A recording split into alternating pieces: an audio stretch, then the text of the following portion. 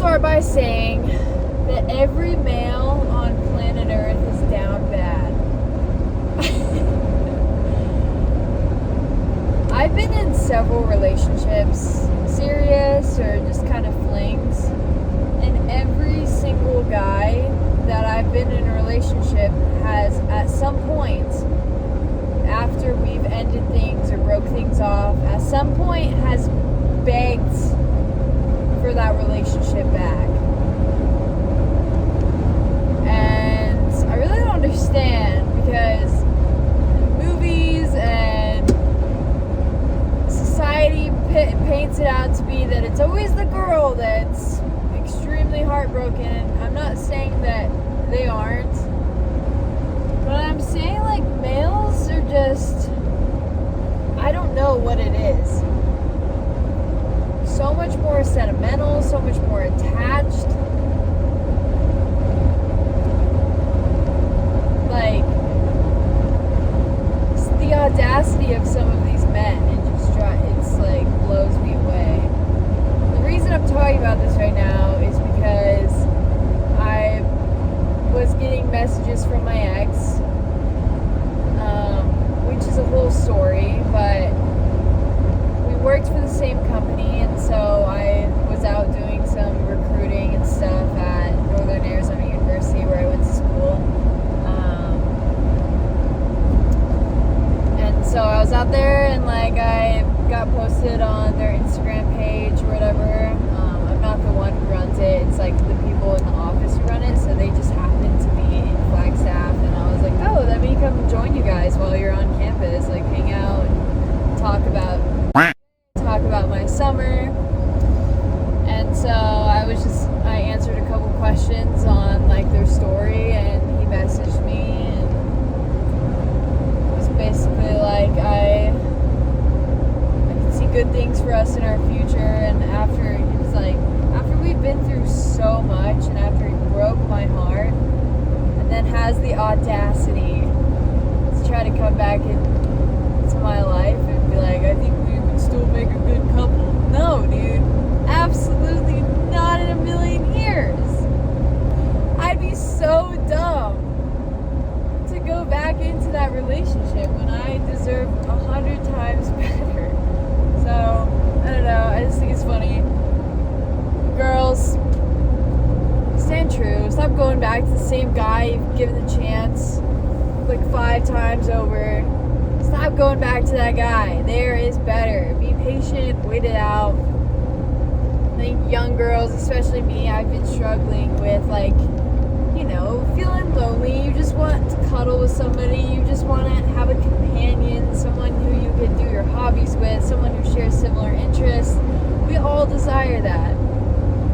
But in the end, it's not going to be worth it if your guys' core fundamental values don't align. It's just not going to be worth it. And I'm tired. I'm tired of dating. I know what I want. I know what I like. And you ain't it, boy. I'm sorry. Thank you. I appreciate our relationship. I learned a lot. I have so much more confidence in myself. I know, like, I have a career goals, and, you know, like, you've taught me a lot about more values and more things that I look for in a future partner. There's going to be a lot of the similar qualities that you had. But my number one thing is I need a Christian man. And, like, anybody who's Christian, like, you guys will understand. Just, we have, in any relationship, it doesn't matter if you're Christian or not, if you have those same fundamental, like, spiritual beliefs, then your relationship is just going to be, like, that's going to be the foundation of it, you know? It's how do you feel about family? How do you feel about money? And how do you feel about spirituality? If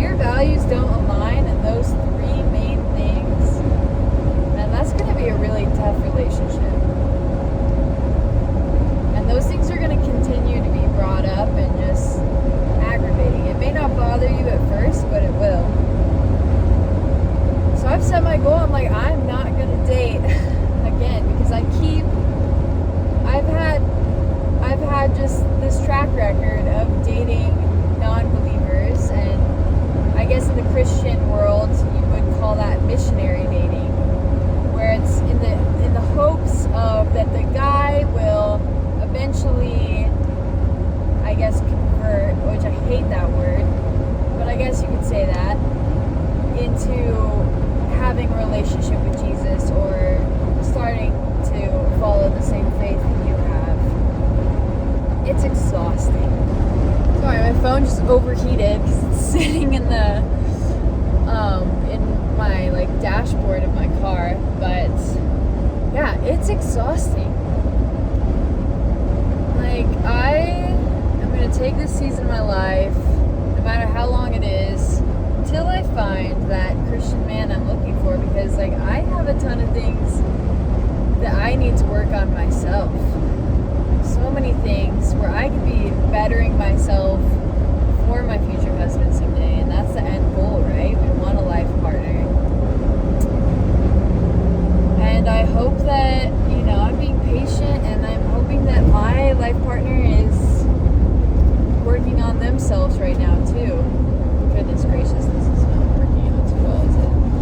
Isn't it? That's a little better. But yeah, I don't know. I recently listened to a podcast from the Perrys. I'll link their podcast. It was so good. It was just about dating and being a Christian in the dating world, and it talked about, they said something like, okay, so let's say you do settle and you're getting into these relationships with people who don't have that number one thing, aka sharing the same faith as you, and let's just say you're settling, you're messing around, and that could be a lost opportunity for your future husband because you're distracting yourself. You're playing around with these men who it's never going to be anything, and you might miss up on that opportunity for that strong Christian guy. It's kind of hard to say because nobody can predict the future, right? And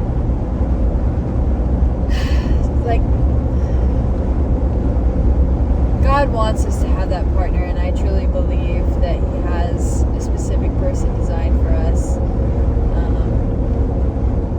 But we also have to be ready for the opportunities for that to be presented to us, So it kind of changed my perspective on things a lot, that podcast, and they're really good. I'm trying to think what else did they say that was good, but at the beginning I was talking about how males are more sentimental, more attached, but I honestly think they're just scared to be alone. I think a lot of people feel like they need a companion in their life to complete them, to fulfill them. And being alone is a scary, scary thought. I get it.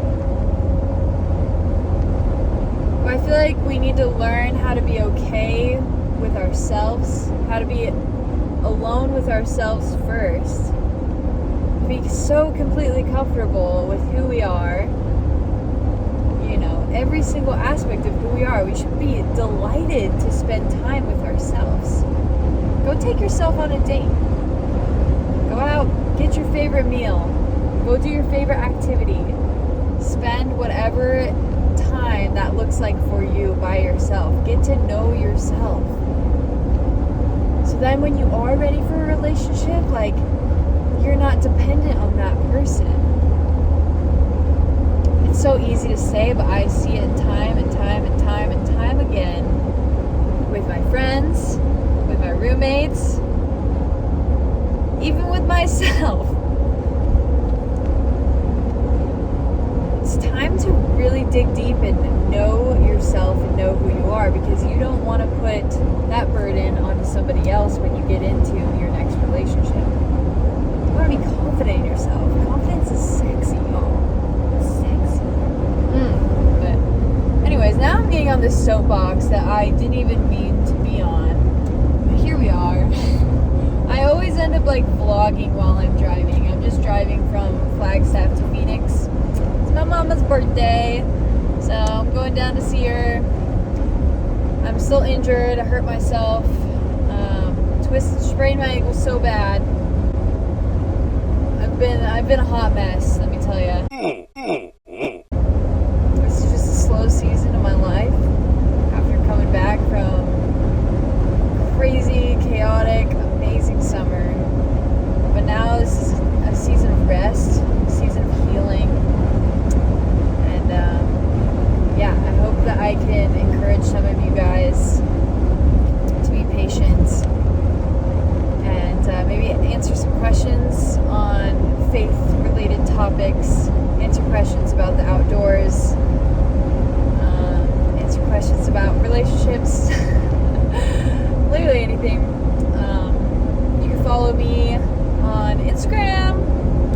I'll have that link below too. But yeah, comment below. I would like to hear your thoughts on this. Any crazy relationship stories. I'll talk to you later. Bye, friend.